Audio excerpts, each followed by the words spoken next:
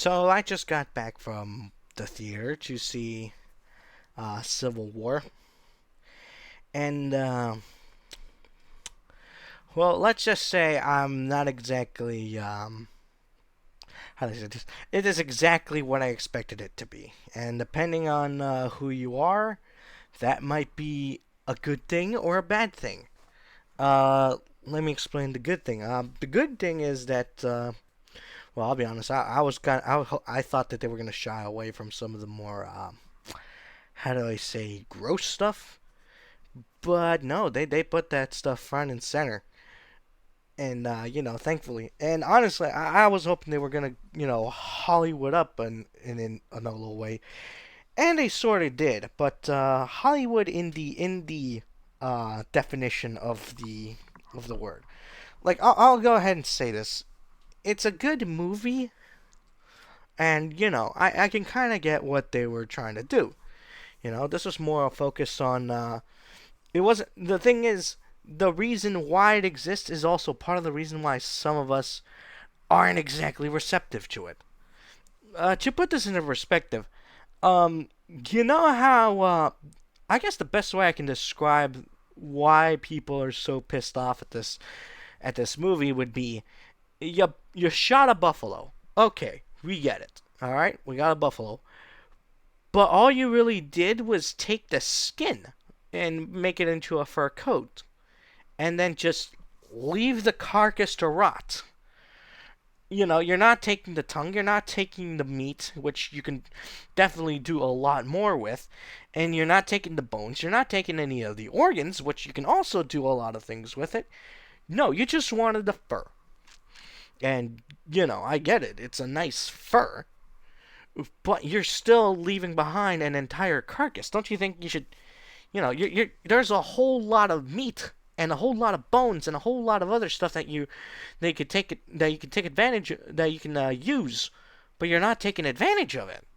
And that's kind of the thing. And it's like, I understand. I like the direction. I like the cinematography. I like some of the characters. But honestly, you're not using them to their full potential. You're not using the premise to its full potential. I guess it's kind of the reason, and it's kind of the thing. It's kind of why a lot of us, a lot of people like me, are going to be going in there with a bad time, because what you're seeing on screen right now is pretty much as exciting as it gets. This is the last. This is the ending. Yes, I'm gonna go ahead and spoil the goddamn ending because honestly, it's a bit of a nothing burger. I mean, don't get me wrong. It does. It's a lot more about the journalists than it is about the war itself. It's a lot more about the nature of. It's a lot more about the nature of war journalism, about how it takes sort of an almost how do you say this, an almost adrenaline junkie like mentality to go into a situation where it could potentially be killed. But also at the same time, it's like you do understand that this is something that is in a way important. However, I don't know. I'm not sure if they went a little into self-aggrandizing, or if they got their point. It's like, okay, I guess, but I don't know. It just feels like it just feels a little hollow, at least for me, at least from my understanding. Because while yes, the perspective of the journalist is important. The reason why it's important is because that's how we're viewing the world, and I don't know. It just feels like there's a little bit more self-aggrandizing in here than I expected. I mean, it's a little bit more subtle, but I guess to put this into I guess to put this into perspective, it's like when it comes to war storytelling, oftentimes what we ask ourselves is, what the hell are we fighting for? Which I know it tends to be a sort of, how do you say, it tends to be a rhetorical question, but in the case of Alex Garland's Civil War, you do have to ask this, like, what exactly are they fighting for? What are the Western forces' goals, and what are the goals of the remnants of the United States of America? It's like, What exactly are they fighting for? Yes, they do allude to a couple of other things that happened in the past, like say, getting rid of the FBI and all that. But at the same time, that doesn't necessarily mean that that's gonna give us enough food to, satiate our hunger, so to speak. All right. Why are California and Texas in an alliance? It's like, why does Florida have their own thing going on? And even some of them, like, there's even a suggestion that after the war is over, like, they already knew who was going to win. It's going to be the Western forces, and then after that, it's just going to be, oh, like, it's just going to be, oh, major powers fighting between each other.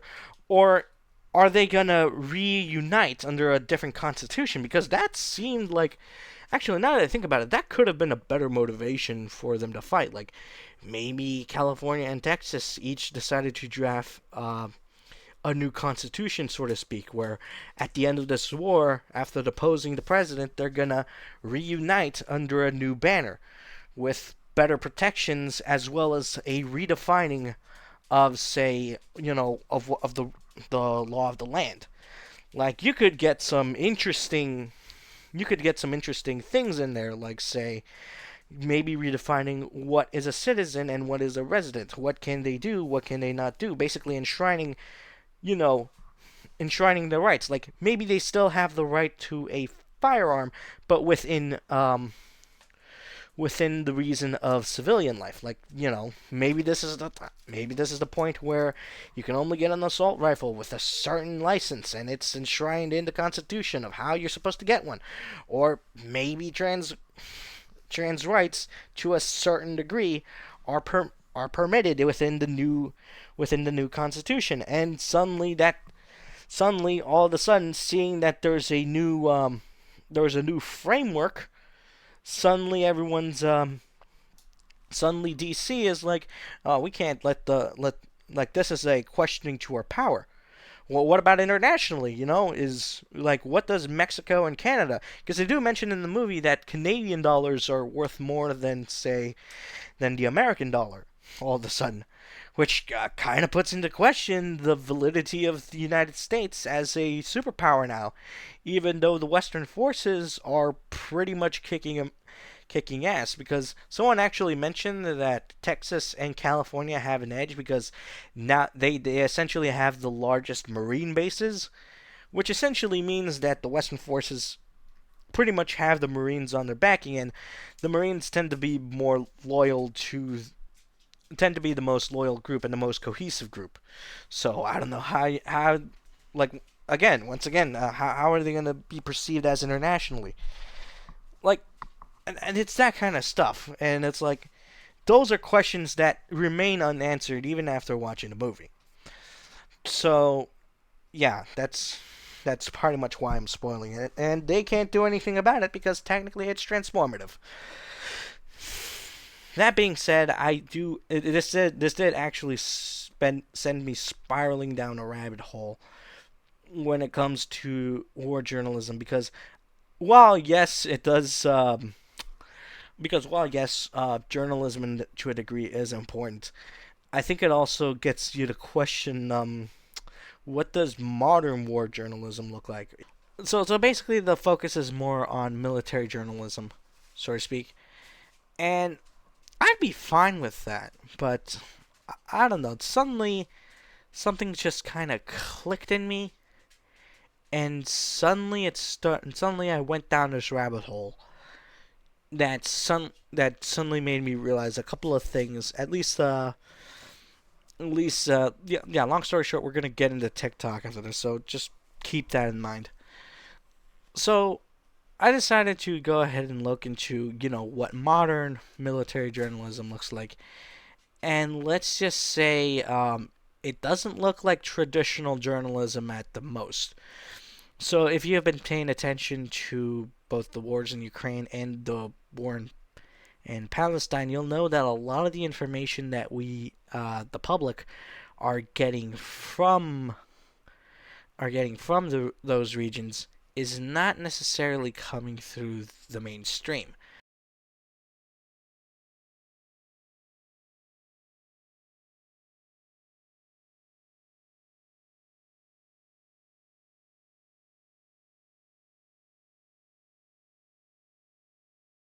I'll be honest, I have not seen much from CBS or MSNBC or even Fox News. My media diet is pretty much weaned off of those, and most of my attention typically goes towards, say, uh, other channels that are covering it, people who, sort of Twitter feeds, videos where they're showing what exactly it is, what exactly it looks like from the ground, and that's sort of where my media diet goes.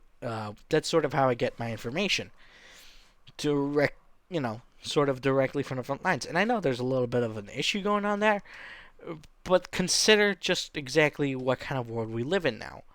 We live in a world where every single person has access to a device which can not only take almost perfect professional level photographs with no effort, they can also link to everyone else's device and share that photograph, meaning every single civilian in Ukraine is now basically an OSI intelligence agent. I mean, I've lost count of how many times just today alone, I've seen on Instagram or TikTok images of Russian convoys or tanks, and within an hour, I'm seeing the same convoy on fire, having now been hit by an ambush or bombarded by an aircraft or just taken out by a drone. Russia wanted to sow the seeds of panic and confusion by its initial bombardment, but by not taking out power plants and cell towers, everyone in that country can still log on to Instant Messenger and talk to each other.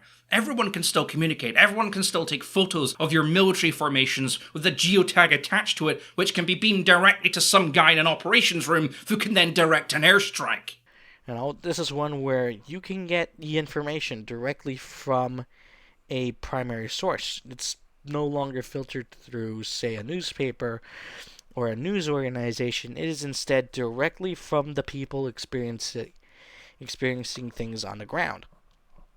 This is how we get footage from, say, footage from the Philippines, and how the Filipino military is taking actions against the Taliban, and we get the free Wi-Fi tank image, or how there's a coup in Myanmar. Why? Because a lady who was recording her yoga session was able to see the coup take place as it happens. Okay, so what does this have to do with journalism? Well, um, I think it's just a case of the fourth estate suddenly no longer being in the hands of these news companies or these any of these media companies, and maybe, just maybe, some of the higher powers that be know this and are starting to freak out. So, how do I know they're starting to freak out? Well, let me ask you a question. Why does TMZ still exist? No, seriously, I'm asking this question. Why does TMZ still exist? Supposedly, the whole reason TMZ exists is so that people who are morbidly curious about the lives of celebrities in Hollywood suddenly have all the information that they could ever want, and that seems to be what the whole point of that organization is for. However, in the modern world of social media, where you can follow your favorite celebrities, your favorite artists, your favorite people, down to the point where ordinary people have become celebrities in their own right, simply because they are popular, or to the point where the popularity rivals that of quote unquote legitimate celebrities, you almost have to ask what the point of TMZ is. Well, the point isn't necessarily to get the inside scoop of celebrities, or that's only part of what their job is. Their main job is to essentially create narratives. And essentially, narratives that are either favorable for the celebrities that they catch, or narratives that are favorable to, say, the people, the agencies that they represent. That's basically their job is damage control. Their job is to set the narrative, set the tone of what is to be expected, of what we are seeing basically what it means for their careers, what it means for or for what people should feel about when they're seeing their celebrities out in the streets, that kind of thing. That's basically it's basically the reason why you will probably never see Hatsune Miku on TMZ. Not because she isn't a celebrity or that she isn't worth talking about, but because there is no agency. Like basically, if anything, there is no agency that wants to see her in a positive light. And if anything, they probably would want to see her in a negative light because, well, now there's a celebrity that will listen to and take requests from pretty much anyone.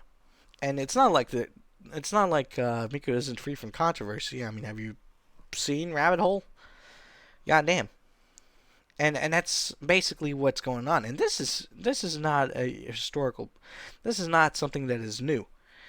Uh, during in a few basically during the Bay of Pigs crisis, or at least I should say before the Bay of Pigs crisis, when when the president and his entire Central Command were suddenly, you know, gathering intel on what Cuba was doing and suddenly realizing that there might be missiles on Cuba, they suddenly caught wind that the Times may have already put the pieces together and might suddenly get the story out and say that, oh, there are missiles in Cuba or something like that.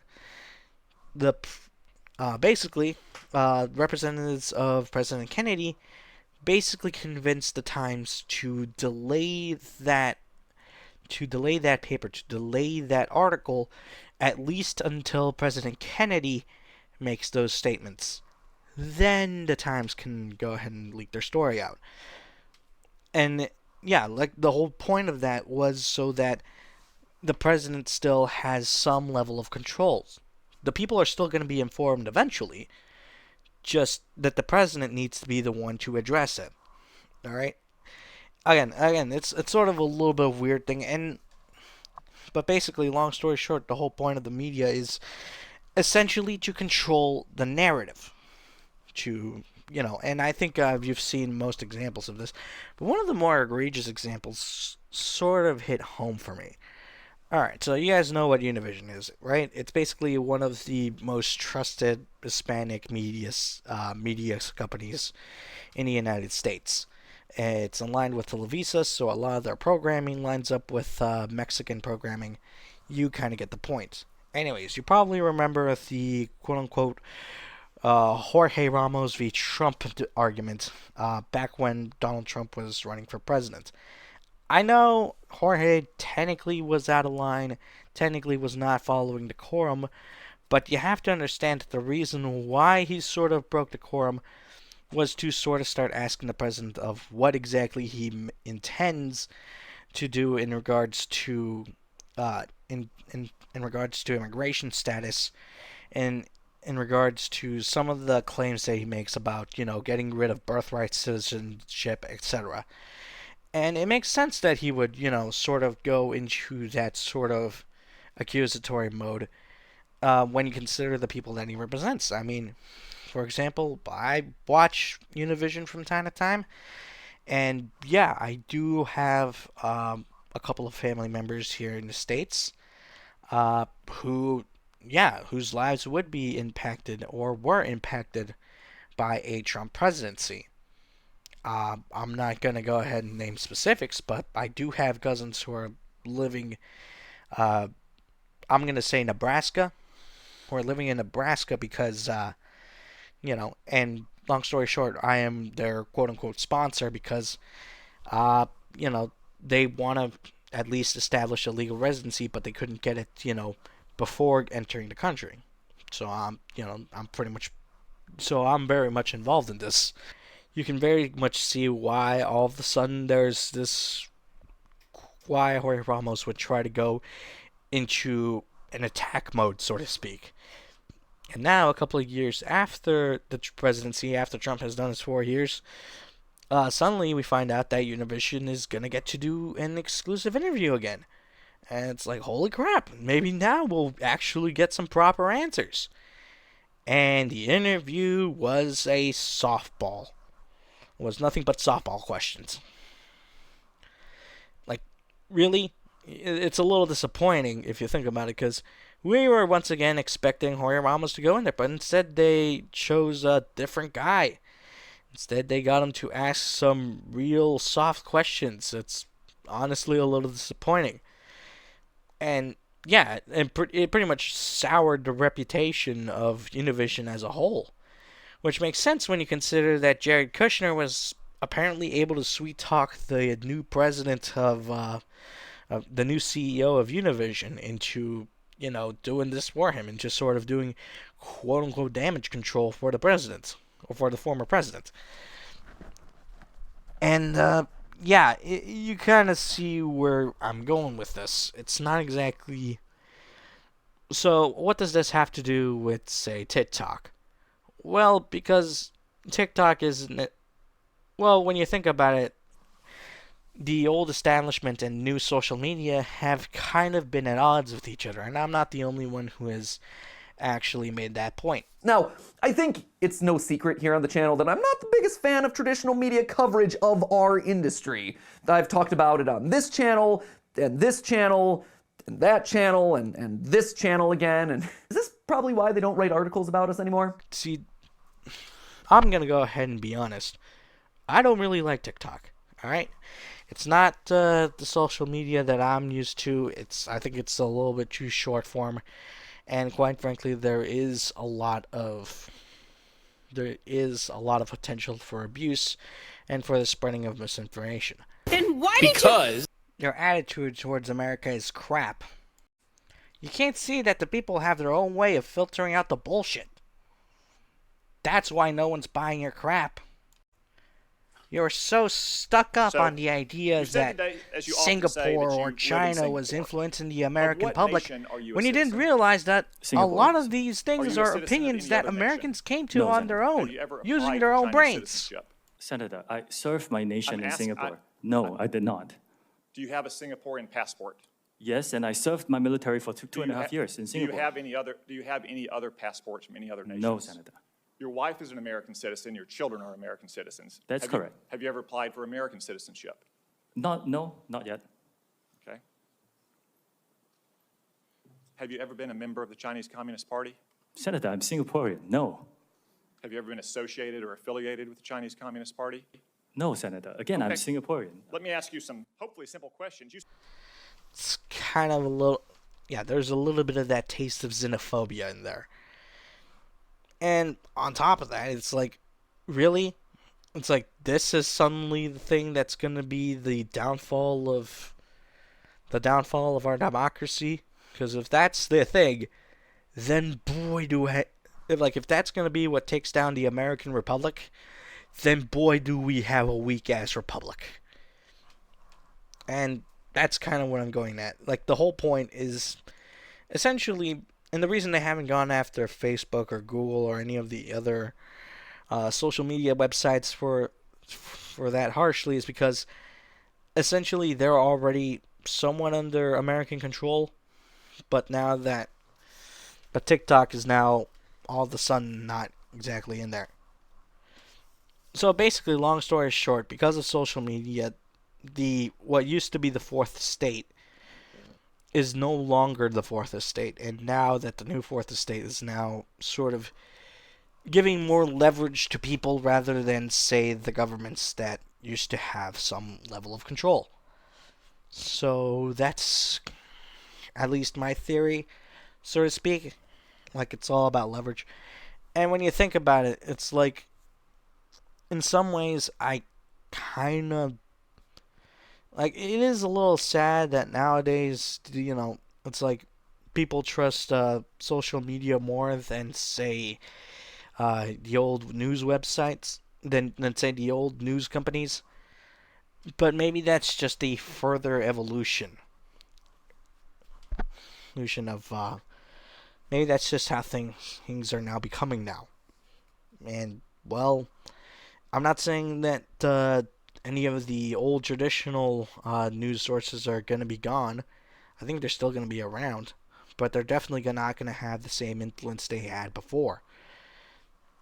After all, I mean, when you lay off a bunch of reporters, what are they suddenly going to do? Well, they're either gonna go into gaming journalism, which honestly isn't exactly the preferred way, or they're gonna start their own small little news website, their own small little news corners. You know, I mean that's basically what Harris is doing, as well as plenty of other journalists. I mean, the Washington Post is almost pivoting towards that kind of model. And honestly, I think they've become a lot more informative before than they did before. At least that's my opinion. But honestly, I could be wrong. So, what does this have to do with Civil War? Honestly, I think it's just that it could just be that it could be an innocent thing that maybe. But in my opinion, I think Alex Darling has a mistaken view of what war journalism is going to look like, as well as kind of how what warfare is going to look like if we actually do have a second civil war.